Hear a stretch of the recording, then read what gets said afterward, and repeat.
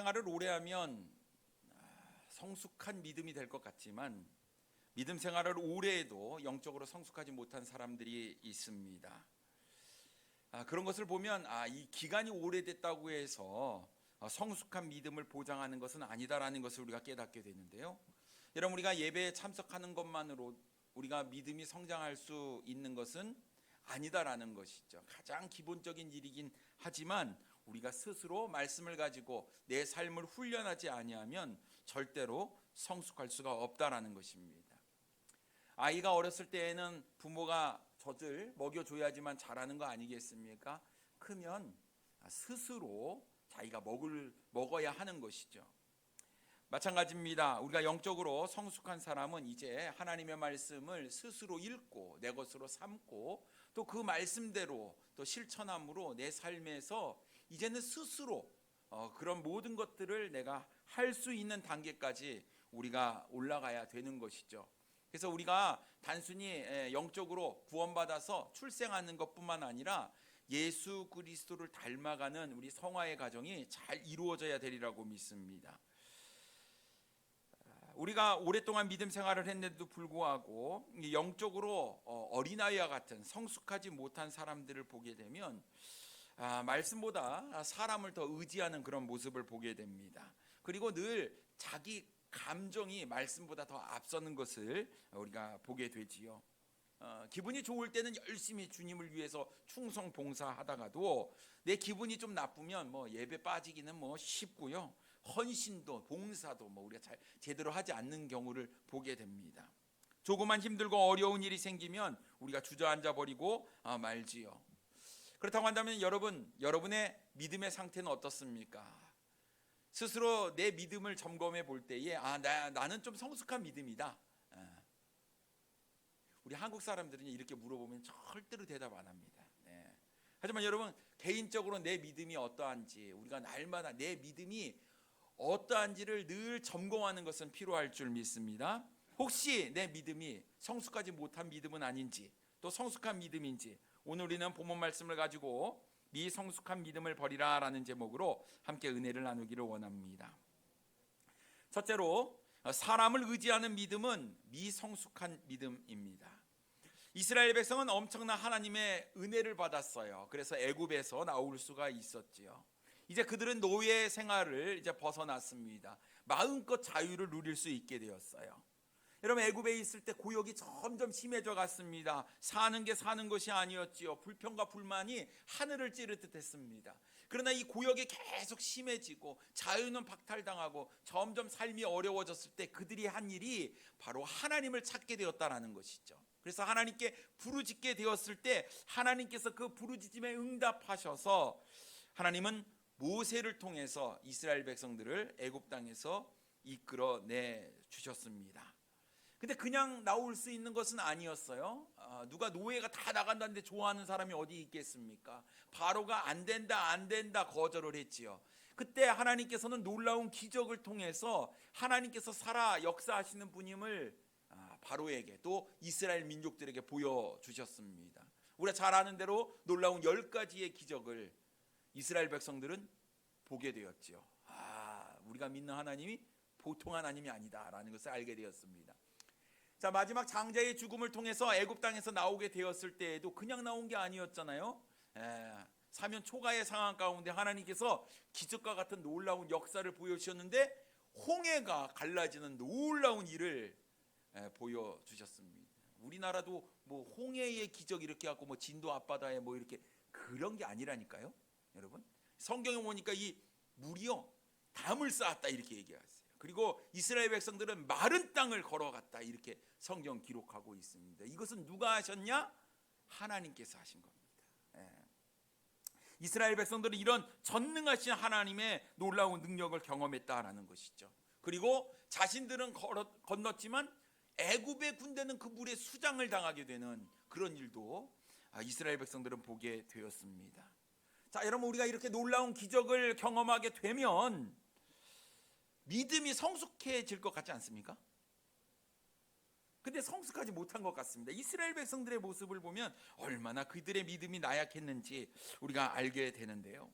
오늘 본문의 사건이 그것을 증명해 주고 있습니다. 1절 말씀에 보면요, 백성이 모세가 산에서 내려옴이 더딤을 보고 모여 백성이 아론에게 이르러 말하되 일어나라, 우리를 위하여 우리를 인도할 신을 만들라.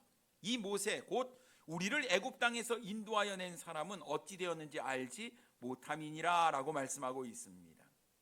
이스라엘 백성이 홍해를 건넌 다음에 이제 광야를 지나서 시내산에 이르게 되었지요. 하나님께서는 모세에게 이제 이스라엘 백성들이 이 세상을 살아갈 수 있는 이 기준, 율법을 주시기 위해서 이 모세를 부르셨고, 모세는 이제 시내산에 올라가서 40일 동안 내려오지 않게 되었습니다.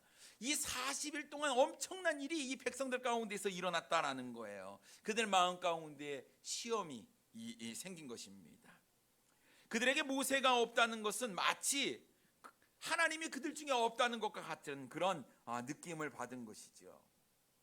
그래서 그들은 애굽 땅에서 인도하여 낸 사람 모세가 어찌 되었는지 알지 못한다고 이야기를 합니다. 애굽 땅에서 인도해낸 사람 모세, 이렇게 이야기를 해요. 그러니까 애굽 땅에서 인도해낸 분은 누구세요? 하나님이십니다. 하나님. 그런데 이스라엘 백성들은 눈에 보이는 누구를 이야기하는 겁니까? 모세가 인도했다라고 이야기를 하는 거예요. 근데 이 모세가 시내산에 올라가지고 40일 동안 내려오지 않자 걱정이 되는 거예요. 걱정이 되는 거예요. 다시 말해서 이스라엘 백성들의 믿음은 순전히 하나님을 의지하는 믿음이 아니라 모세를 의지하는 믿음이었음을 우리가 알 수가 있는 것이죠. 그러니까 그들이 가지고 있었던 믿음은요, 모세가 있을 때 모세를 통해서 하나님께서 기적을 베풀었는데, 이 기적을 베푸신 분이 하나님이라는 것을 믿어야 되는데 모세를 보는 거예요. 그러니까 모세가 내려오지 않자, 더디 내려오자 어떻게 되는 겁니까? 그들 마음 가운데 불안함이 생기게 되었다라는 것이죠. 여러분, 믿음은요, 우리가 확실하고 분명해야 됩니다. 이 기초가 흔들리면 안 되는 거예요. 우리의 믿음의 기초는 바로 예수 그리스도이십니다. 맞죠? 주님을 우리가 분명히 알고 분명히 믿어야 우리가 흔들림 없이 우리가 믿음 생활을 할 수가 있는데요, 이 성숙하지 못한 믿음은 하나님을 바라보지 못하고 주님을 바라보지 못하고 자꾸 사람을 바라보고 사람을 의지하게 된다라고 우리가 알 수 있는 것이지요. 그렇기 때문에 사랑하는 성도님 여러분, 어떠한 경우에도 우리가 사람을 의지해서는 안 됩니다. 여러분, 이 세상에 완벽한 사람이 어디 있겠습니까? 그러니까 어떤 사람을 그렇게 믿다가도 또 따르다가도 그 사람이 넘어지면, 실족하면 우리의 믿음도 실족하게 되는 것 아니겠습니까? 그래서 어떠한 경우에도 우리가 사람을 의지해서는 안 됩니다. 믿음은 개인적인 것이고 누군가 대신해 줄 수 없는 것이기 때문에. 그래서 여러분, 우리가 먼저 된 사람, 또 곁에 있는 또 성숙하신 분, 또 사역자나 우리 집사님들, 우리의 믿음을 세우는데 도움을 줄 수 있을지는 모르겠지만, 이런 중요한 것은 내 믿음은 내가 세워야 한다라는 사실이죠. 내가 하나님의 말씀을 붙잡고 내가 하나님의 말씀대로 살고 내가 내 믿음을 세워야 하는 거예요. 친구 따라 강남 가는 것처럼 친구 따라 부모 따라 예배당에 와서 앉아있는 것이 예배가 아니라, 내가 말씀에 반응하고 이 말씀을 깨닫고 이 말씀을 내 삶 가운데 실천하는 삶이 매일매일 되는 가정 가운데에 우리의 믿음이 연단되어지고 훈련되어져서 우리의 믿음이 성숙해진다라는 것입니다. 사랑하는 성도님 여러분, 사람을 보면 넘어질 수밖에 없어요. 그래서 우리가 전도하다 보면 정말 많은 분들이 내가 누구 때문에 실족해가지고 예수 믿는 사람, 여러분 사람을 의지하니까 그렇잖아요. 그러나 우리가 정말 의지해야 될 분은 바로 이 모든 것을 창조하시고 주관하시고 모든 영혼들, 모든 사람들에게 관심을 가지고 계신, 지금도 살아서 역사하시는 우리가 주님을 바라봐야 될 줄 믿습니다. 그래서 여러분, 만약 내가 누구 때문에 내가 예배당에 오는가, 이렇게 만약 저 때문에 오는 건 아니겠죠? 누구 친구 때문에 오는 거 아니겠죠? 우리 부서 때문에 오는 거 아니겠죠? 주님 바라보고 오셔야 되는 거예요. 그것이 바로 우리 성숙한 믿음이다라는 것입니다. 사람을 절대로 의지하지 않으시기를 바랍니다. 두 번째로, 눈으로 보아야 믿는 믿음은 미성숙한 믿음입니다. 모세가 더디 내려옵니다. 이스라엘 백성들이 뭐라고 그러죠? 우리를 위하여 우리를 인도할 신을 만들라, 이렇게 아론에게 이야기를 해요. 모세가 없습니다. 그러니까 누구를 의지하냐면 모세와 함께했던, 또 모세의 입이 되었던 이 아론에게 종용을 하기 시작합니다. 근데 여러분, 이것이 단순히 우리를 인도할 신을 만들어 주세요 이렇게 얘기하는 것이 아니라, 전승에 따르면 이스라엘 백성들이 폭동을 일으켰다고 합니다. 데모한 거죠. 빨간 띠 이렇게 한 겁니다. 잘못하면 이제 아론이 생명이 위험할 그런 지경 가운데 빠지게 되는 것이죠. 정도가 지나쳤다라는 것입니다. 자, 궁지에 몰린 아론은 뭐라고 이야기합니까? 2절과 3절 말씀에 보면, 아론이 그들에게 이르되 너희의 아내와 자녀의 귀에서 금고리를 빼어 내게로 가져오라. 모든 백성이 그 귀에서 금고리를 빼어 아론에게로 가져가매라고 말씀하고 있습니다. 아론이 백성들에게 요구한 것이 무엇이었어요? 금이었습니다. 금. 아론은 백성들이 가지고 온 금으로 신을 만들었어요. 신. 어떤 모양의 신을 만들었습니까? 송아지 형상의 신이었습니다. 4절 말씀에 보면, 아론이 그들의 손에서 금고리를 받아 부어서 조각칼로 새겨 송아지 형상을 만드니 그들이 말하되 이스라엘아, 이는 너희를 애굽 땅에서 인도하여 낸 너희의 신이로다 하는지라 라고 말씀하고 있습니다. 이스라엘 백성들이 우리를 인도할 신을 만들라고 했을 때, 여러분, 왜 아론은 금송아지를 만들었을까요? 여러분, 우리 하나님은 영이십니다. 하나님은 우리의 형상이 없으신 분이죠. 근데 지금 당장 어떤 형상을 만들어내라는 거예요. 우리의 신을, 앞으로 우리를 인도해낼 그 신을 만들라고 이야기를 하는 겁니다. 그러니 여러분, 아론이 딱 생각을 해보니까 머릿속에 떠오르는 게 있어요. 뭐가 떠오르겠습니까? 평생 애굽에서 보고 왔었던 신이 떠오르는 거예요. 그 신이 어떤 형상이었을까요? 송아지 형상이었어요. 소의 형상이었습니다. 애굽의 우상 신상을 만들 때 자주 사용하던 형상이었죠. 그래서 여러분, 영화 같은 데 보면 소머리에 사람 몸이 있는 이런 것들이 애굽 왕 옆에 서 있고 이런 것들을 영화에서 이렇게 보게 될 겁니다. 소예요. 다산의 신이고 풍요의 신이었죠. 이 애굽 땅, 이집트 땅에 이 풍족함을 주는 신이 바로 이 소의 형상을 가지고 있었거든요. 그러니 여러분, 보고 배운 게 그거라 생각한 게 딱 떠오르니까, 지금 궁지에 몰린 아론이 형상을 만들려고 하니까 뭐를 만들었습니까? 송아지 형상을 딱 만들었다라는 것입니다. 그러면서 백성들이 이것을 딱 보면서 이야기를 합니다. 이 신이 바로 우리를 애굽 땅에서 인도해낸 신이다. 여러분, 금으로 송아지 만들었더니 얼마나 멋지겠습니까? 여러분, 우리 여기 독산동이 뭘로 유명하냐면요, 우시장으로 유명합니다. 그래서 여기 협진사거리 이렇게 지나가면 소 한 마리가 이렇게 딱 있는 거를 여러분 보게 될 겁니다. 그게 금으로 됐다고 하면 더 멋있었을 텐데, 맞죠? 사람들이 그런 조형물에 마음이 있는 거예요. 마음이. 금송아지를 딱 봤는데 빛과 번쩍하는 소를 보니까, 이야, 이거 진짜 우리를 인도해낸 신이다, 이렇게 이야기를 했다라는 것입니다. 눈에 보기에 너무나 멋져 보였지요. 그러니 생각해 보세요. 우리가 믿고 따라왔던 하나님이 눈에 보이지 않는 거예요. 분명히 여기 있다고, 우리 곁에 있다고 이야기를 하는데, 하나님이 참 멋있게 이렇게 좀 보여야지 하고 따라갈 건데 눈에 보이지 않는 겁니다. 오직 하나님은 모세 한 사람을 통해서 전해주는 그 말씀을 통해서 지금껏 인도했어요. 근데 이런 하나님하고 이 애굽에서 섬겼던 이 바알, 그 신을 딱 비교를 해보니까, 이게 더 멋있는 것 같지 않습니까? 게다가 또 모세는 산에 올라가고 내려오지도 않습니다. 야, 큰일 났죠. 그래서 우리에게도 신이 필요하다, 이렇게 이야기를 한 겁니다. 근데 여러분, 내가 믿는 것이 비록 촌스럽게 여겨지고 초라하게 여겨질지라도, 여러분, 우리 하나님께서는 전능하신 분이고, 이미 이스라엘 백성들은 10가지 기적과 홍해의 기적, 또 그뿐만이 아니라 이 광야를 지날 때 하나님께서 불기둥과 구름기둥으로 인도하여 주시고, 만나와 메추라기를 먹여주시고, 먹을 물이 없을 때에는 반석에서 물을 내셔서 먹이게 하셨던 이 놀라운 하나님의 능력을 경험했잖아요. 그렇다고 한다면 그 전능하신 하나님이 눈에 보이진 않지만 나와 함께 계시고 내 안에 계시고 우리와 함께 하시는 전능하신 하나님을 믿고 나가야 하는데, 사람들은 눈에 보이는 것에 마음이 쏠리고 눈에 보이는 것을 의지하게 되었다라는 것입니다. 여러분, 하나님은 영이시기 때문에 어떠한 형상도 없을 뿐만 아니라 우리 하나님께서는 절대로 어떤 형상도 만들지 말라고 말씀하셨습니다.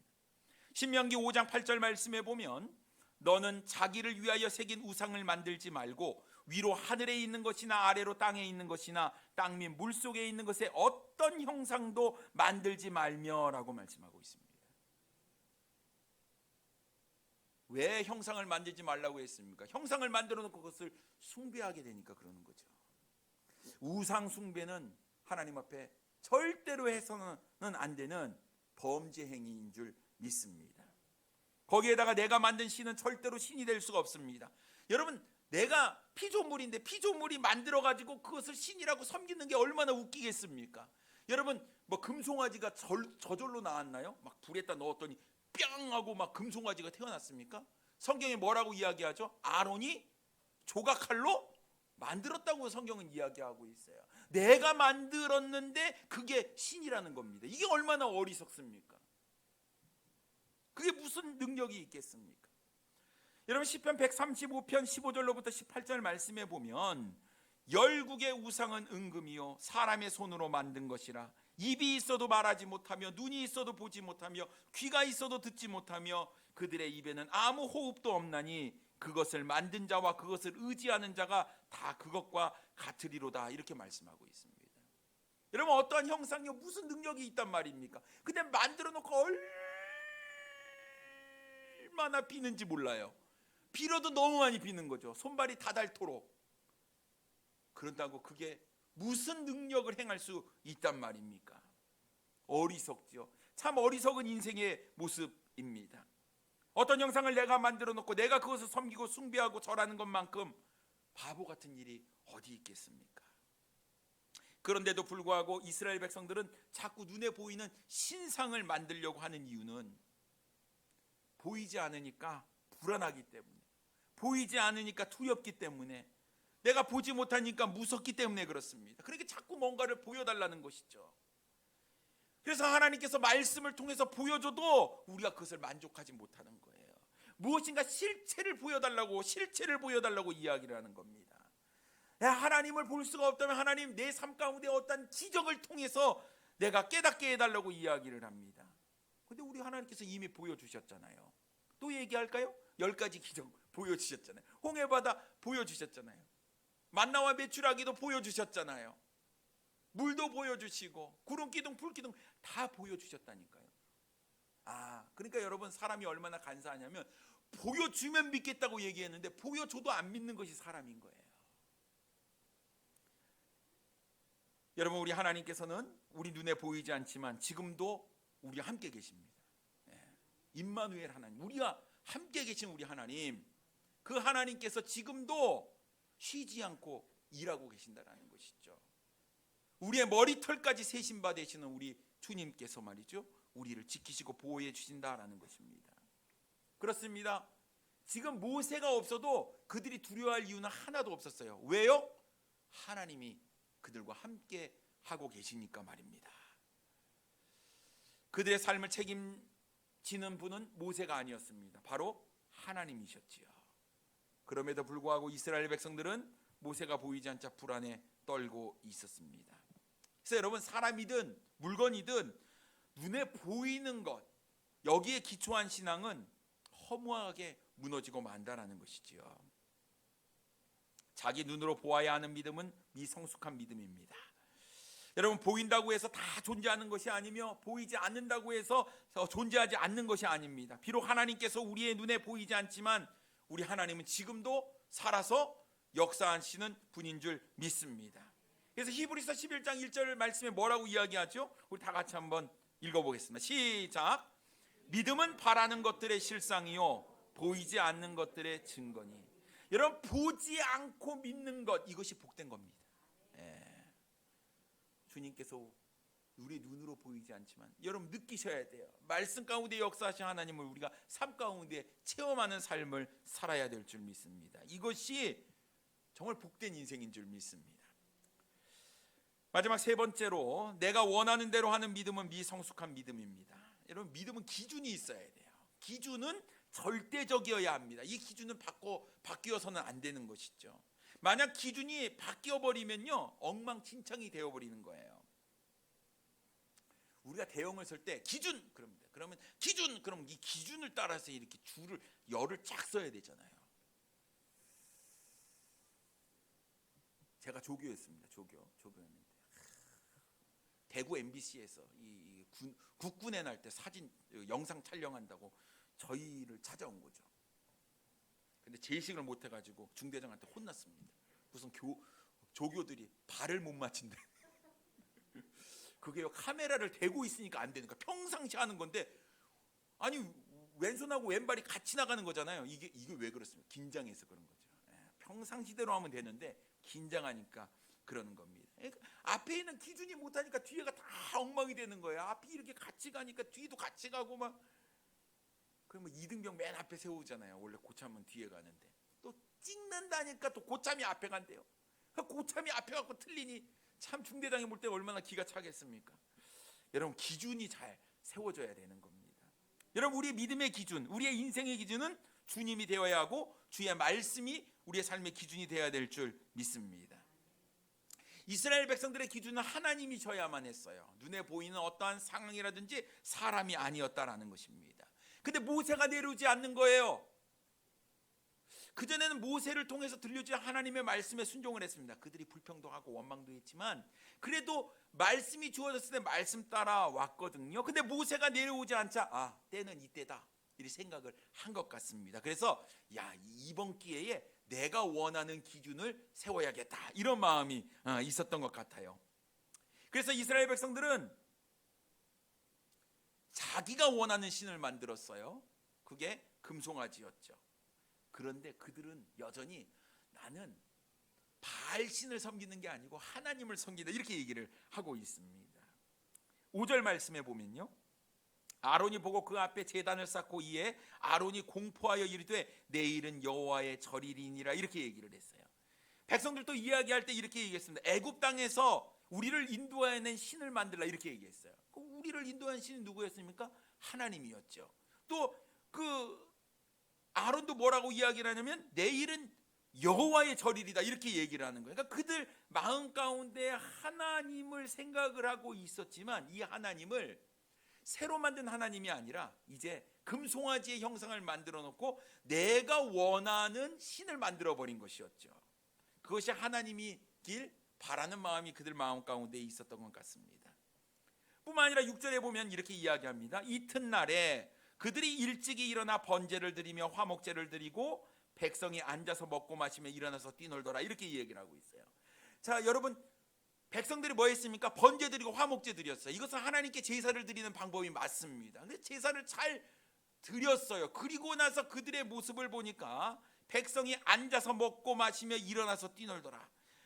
그들이 한 일은 힘과 다산과 풍요를 상징하는 금송아지 앞에서 그들이 육체적인 활락을 즐기며 성적으로 문란해졌다라는 것을 우리가 알 수 있는 거예요.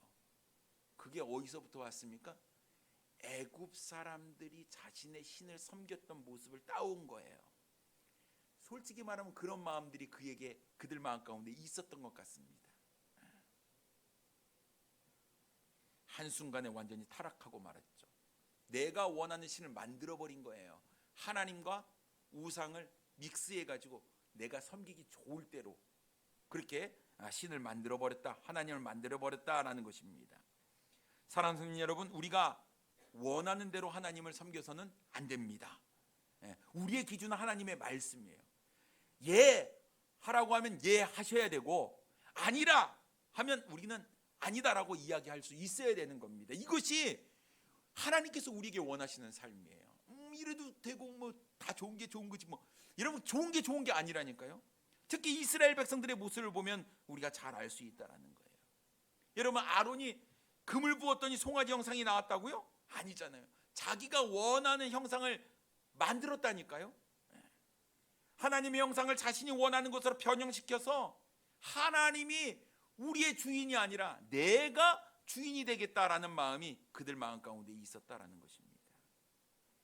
결국 하나님께서는 이스라엘 백성들을 어떻게 평가하셨을까요? 7절 말씀에 보면 여호와께서 모세에게 이르시되 너는 내려가라. 내가 애굽 땅에서 인도하여 낸 내 백성이 부패하였도다. 이렇게 말씀하고 있습니다. 어떻게 이야기했다고요? 누구 백성이라고요? 내 백성, 내 백성, 모세 너의 백성이다. 이렇게 얘기를 하는 거예요. 사실 여러분 이스라엘 백성들은 하나님의 백성이었습니다. 하나님의 백성이었죠.